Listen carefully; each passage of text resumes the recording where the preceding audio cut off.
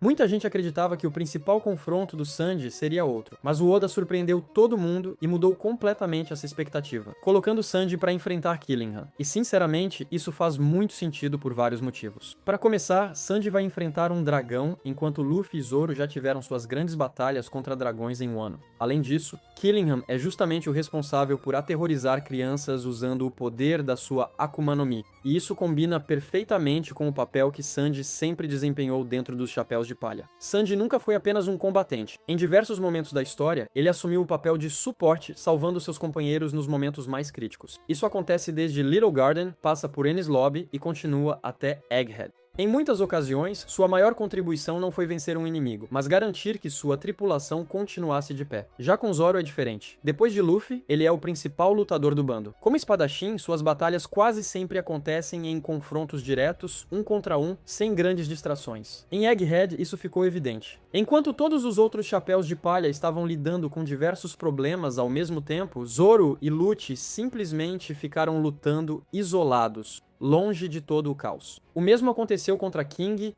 Kaku e vários outros adversários ao longo da série. Por isso, faz todo sentido que Summers também esteja completamente focado apenas na sua luta. Também acredito que a batalha entre Sanji e Killingham será o momento ideal para mostrar toda a evolução do estilo de luta baseado em chutes do Sanji. Existe uma boa chance de Killingham também ser um mestre em artes marciais. A pista pode estar justamente no sobrenome dele. O nome da família é Remo Shifu e a palavra Shifu tem uma forte ligação com a cultura chinesa e com as artes marciais. O termo normalmente significa mestre ou professor. Se essa teoria estiver correta, a família de Killingham pode ser justamente a responsável por treinar os agentes do governo mundial, incluindo as organizações CP nas artes marciais e no Rokushiki. Mas acredito que a maior recompensa dessa luta não será uma nova técnica de combate. Na minha visão, será o momento em que Sanji finalmente despertará o haki do Conquistador. O próprio capítulo já deixou uma pista sobre isso. Muita gente ficou intrigada com as palavras de Scopper Gaban. Até hoje, sempre acreditamos que uma pessoa simplesmente nasce com o haki do Conquistador ou não, mas Gaban afirmou que Sanji talvez possua esse poder. E essa única palavra muda completamente a interpretação. Na minha opinião, isso acontece por causa dos fatores de linhagem modificados de Sanji. Por nascer dentro da família Vinsmoke, uma linhagem formada por conquistadores, ele naturalmente deveria possuir as qualidades necessárias para despertar esse haki. Porém, como seu DNA foi alterado artificialmente, surge a dúvida se esse potencial permaneceu intacto. Mesmo assim, a história parece indicar que esse poder continua existindo dentro dele. O verdadeiro problema é que o próprio Sanji limita o seu potencial. Ele rejeita sua origem, sente desprezo pelo próprio sangue e faz de tudo para negar qualquer ligação com os Vinsmoke. A grande ironia é justamente essa. Sanji pode estar impedindo o despertar do próprio haki do Conquistador por causa do ódio que sente pela própria herança. E acho genial a forma como Oda trabalhou essa ideia. O desprezo por si mesmo literalmente impede um personagem de alcançar seu verdadeiro potencial. Esse conceito fica ainda mais forte quando observamos a capa do capítulo que faz referência ao conto do Patinho Feio. A mensagem dessa história nunca foi sobre aparência. Ela ensina que o valor de uma pessoa não é definido pelas características com as quais nasceu, mas pela capacidade de aceitar quem realmente é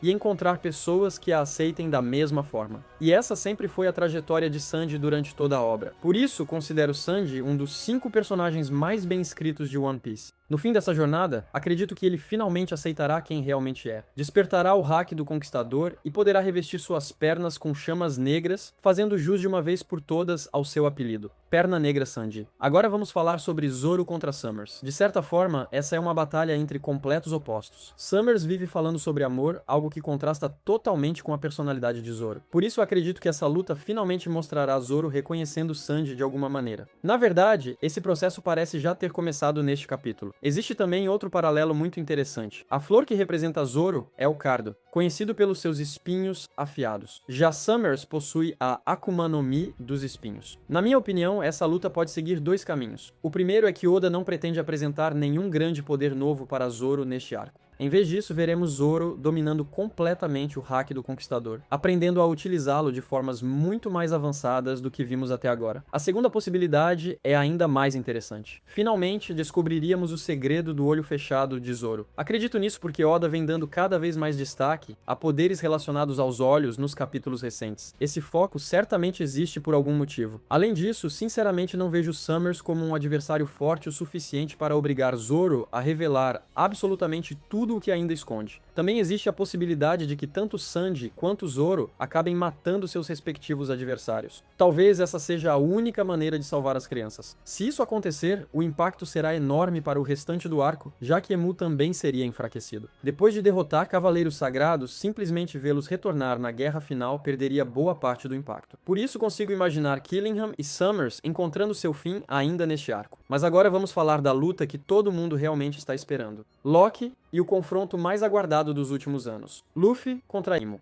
E ao que tudo indica, será realmente apenas Luffy. Muita gente imaginava que Loki lutaria ao lado dele, mas parece que Oda utilizou Loki apenas para ganhar tempo até a chegada de Luffy. Mesmo assim, Loki teve um desempenho impressionante. Apesar de Emu tê-lo ferido gravemente no final da batalha, não me parece que exista uma diferença absurda de força entre os dois. Pelo menos não com base no que vimos até agora. Emu atravessou o corpo de Loki praticamente da mesma forma que Akainu marcou Luffy em Marineford. Tenho a impressão de que Emu acabará ficando sem tempo, deixando Loki com essa cicatriz pelo resto da vida. Assim como Luffy leva a mão ao peito sempre que alguém menciona Akainu, Loki talvez carregue essa marca para sempre. Akainu matou Ace. Já Emu obrigou Loki a matar o próprio pai. É uma construção extremamente poética para o personagem. Oda realmente sabe escrever. Outro detalhe interessante foi a tentativa de Emu de derreter o gelo de Ragnir usando suas chamas negras. Os chapéus de palha também atacaram aquele gelo. Mesmo assim, nada aconteceu. A única exceção foi quando o próprio Ragnir o atingiu acidentalmente. Isso confirma exatamente o que Loki havia dito. Não importa o quão poderoso alguém seja, ninguém consegue derreter aquele gelo além do próprio Ragnir. Logo depois, Loki e Ragnir acabam caindo bem ao lado dos chapéus de palha. Isso me faz pensar que Oda pode estar preparando alguma conexão entre Usopp e Ragnir. Será que uma das maiores mentiras de Usopp finalmente vai se tornar realidade? Existe a possibilidade de ele acabar empunhando o martelo lendário que, durante 800 anos, apenas Loki conseguiu levantar. Ainda não faço ideia de qual direção Oda pretende seguir com essa ideia.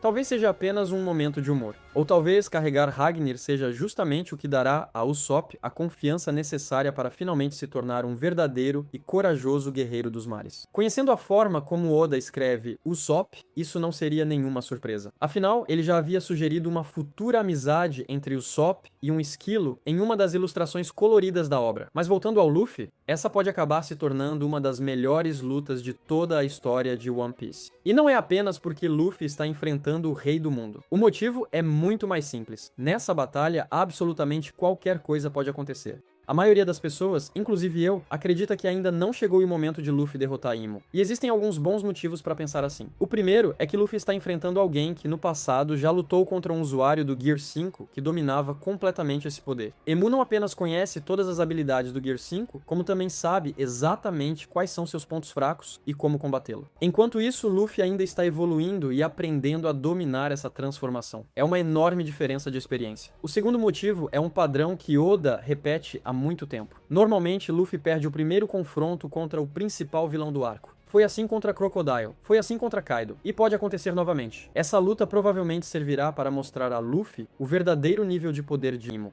e fazê-lo perceber que ainda precisa alcançar o estágio final das próprias habilidades. Na minha visão, ele sobreviverá porque Emu será obrigado a interromper a luta. Talvez fique sem tempo para permanecer ali. Talvez esgote sua energia e seja forçado a retornar para Mary Joyce. Também existe a possibilidade de alguém aparecer para salvar Luffy, como Shanks ou Dragon. Esse parece ser o cenário mais provável. E não sou o único que pensa assim. A maioria dos fãs acredita que esse é o desfecho mais lógico. Mas existe uma pergunta importante. Quantas vezes o resultado mais lógico realmente aconteceu em One Piece? Até pouco tempo, quase todo mundo tinha certeza de que Luffy e Loki lutariam juntos, e Oda simplesmente fez o contrário. Então, e se Luffy realmente derrotar Emu? Ou, indo ainda mais longe, e se Emu não precisar voltar para Marijui? E se ele capturar Luffy e levá-lo como prisioneiro para a Terra Santa? É exatamente por isso que digo que qualquer coisa pode acontecer. Mesmo sendo o rei do mundo, Emu talvez nem seja o verdadeiro vilão final da história. Afinal, Barba Negra continua em cena por um motivo. Neste ponto da obra, acho que precisamos estar preparados para qualquer possibilidade. Só Oda sabe o que realmente está planejando. Agora observem um detalhe muito interessante neste quadro. É extremamente raro ver Luffy no Gear 5 com uma expressão completamente séria, sem sorriso, sem risadas, nem mesmo mostrando os dentes. Além disso, ele está lutando com toda a força enquanto assume uma postura de combate que lembra a posição clássica de um deus do trovão. A única outra vez em que vimos Luffy tão sério nessa transformação foi em Egghead, quando ele sentiu o hack de Joy Boy. Muita gente encara Luffy apenas como um personagem brincalhão, mas durante uma batalha, sua inteligência é absurda. E este capítulo mostrou isso mais uma vez. Tudo indica que quando as chamas negras de Emu se prendem a alguém, elas funcionam como uma marca. Enquanto essa chama permanecer ligada à roupa ou a qualquer objeto que esteja em contato com a pessoa, Emu consegue localizá-la e acertar seus ataques automaticamente. Foi exatamente assim que Loki acabou sendo ferido. Luffy também estava prestes a ser atingido, mas no instante em que percebeu a chama presa ao seu casaco, simplesmente arrancou a roupa e a lançou para longe, anulando completamente o ataque.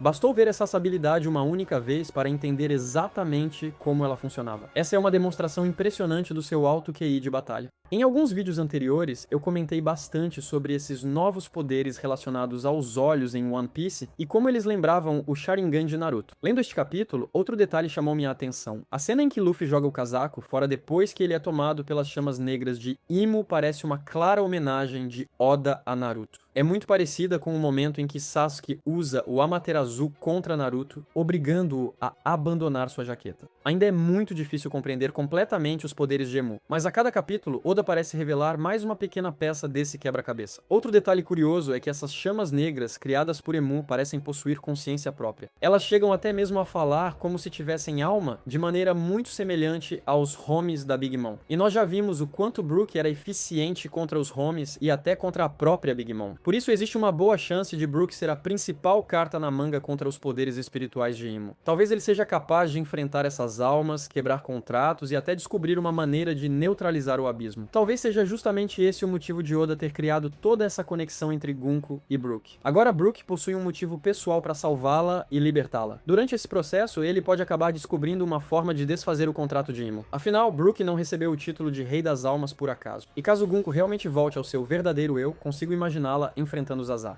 No momento, Zazá parece ser um dos poucos personagens importantes que ainda não possui um adversário definido, diferente de Summers e Killingham. Se Gunko acabar lutando ao lado dos Chapéus de Palha, essa batalha parece acontecer de forma bastante natural. Antes de terminar, quero comentar outro detalhe interessante revelado por Oda no SBS mais recente. Anos atrás, no SBS do volume 19, Oda explicou que os gigantes envelheciam 2 vezes mais devagar do que os humanos. Seguindo essa lógica, um gigante de 60 anos teria o equivalente a um humano de 30. E um gigante de 40 anos já deveria ser considerado um adulto. Mas o arco de Elbaf acabou contradizendo essa informação. Durante o flashback de Harold, descobrimos que ele assumiu o trono aos 45 anos, sendo comparado a um adolescente humano de aproximadamente 15 anos. Isso indica que os gigantes envelhecem cerca de 3 vezes mais lentamente do que os humanos, e não apenas 2. Essa ideia ficou ainda mais forte no SBS do volume 115. Nele, Oda revelou a idade das 10 crianças sequestradas de Elbaf, e todas seguem praticamente a mesma proporção de 3 para 1. Por exemplo, Mag possui 30 anos como gigante, mas corresponde a uma criança humana de apenas 10 anos. Isso me fez lembrar imediatamente do aviso deixado por Louis Arnaud